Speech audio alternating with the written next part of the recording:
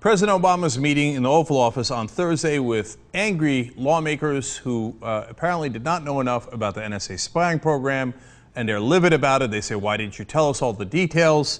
And of course, the president, as usual, has this comical response. The president has directed intelligence officials to find ways to make the NSA programs as transparent as possible.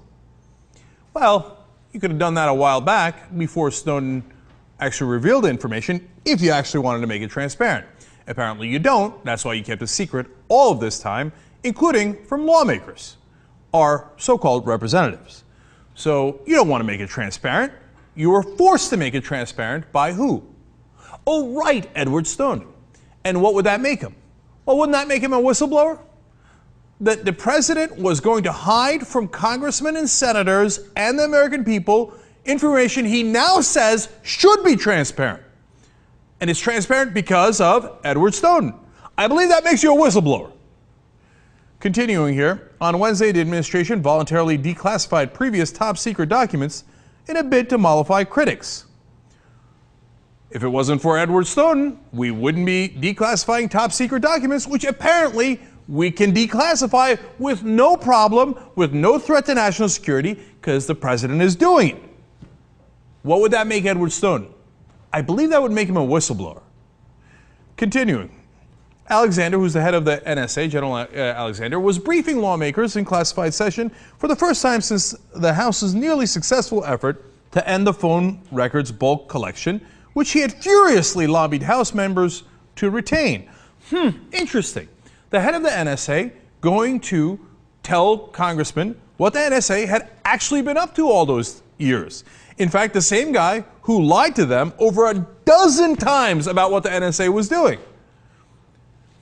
So when our government and our executive branch finally admits to what they had been doing behind the scenes, which they previously would not admit to, what would make that the person who revealed that information? What would it be? Well, I'm looking for a weird word here. Oh, right, a whistleblower. Now, if none of this stuff should have been revealed, why doesn't Alexander go to Congress and go, hey, you know what? I'm not going to give you this information. You shouldn't have this information. Apparently he thinks, oh, sorry, my bad. You should have had this information. Who gave you that information? Not the NSA, not the executive branch, not the president. The whistleblower gave you that information. Senator Patrick Leahy says we need straightforward answers, and I'm concerned we're not getting them. That's a United States senator saying the NSA has not been straight with us. Thank God somebody was straight with us. Who was that? Oh, right, Edward Snowden. Leahy had more about the NSA. Let's watch. The government is already collecting data on millions of innocent Americans on a daily basis, based on a secret legal interpretation of a statute that does not, in its face, appear to authorize this kind of bulk collection. So what's going to be next? When's enough is enough?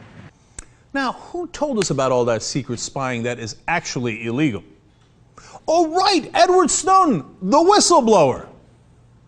Now, if you remember, General Alexander, the head of the NSA, had gone to Congress saying, no, you don't understand. This program that we never told you about is so helpful. In fact, General Alexander, tell us how many plots it has stopped. I gave an approximate number to them in a classified, but it's dozens of terrorist events that these have helped prevent. Dozens, he said. Now, that was several weeks ago. Dozens. Okay. Then you remember famously he came out and immediately thereafter said this. In recent years, these programs, together with other intelligence, have protected the U.S. and our allies from terrorist threats across the globe, to include helping prevent the potential terrorist events over 50 times since 9/11. So over 50 times, here we go, embellishing. These are so important. Yes, he might have revealed information that you guys didn't know and should have known, and we now admit as the government that you should have known. But it's okay, he's not a whistleblower, he's in fact a traitor, etc., and it should be charged with the Espionage Act as we have done, because he revealed information about this program that has been so helpful. Well, that's interesting, because NSA's Deputy Director John Inglis conceded that it was crucial to stopping a terrorist plot in at most one case during its 7 years of existence. What happened to dozens? What happened to over 50? It turns out the deputy director says, at most, one case. Do you know what's less than one case? 0. They've been lying all along. The guy who told us the truth is Edward Snowden, and he is a classic whistleblower. Charging him with the Espionage Act is ridiculous. It's totally wrong, totally unjustified. Doing an international manhunt is absurd, and the only reason the government is doing it is not because it's legal, not because it's right, not because it's moral. It's because he has done the gravest offense, offending the United States government and revealing what they're actually doing.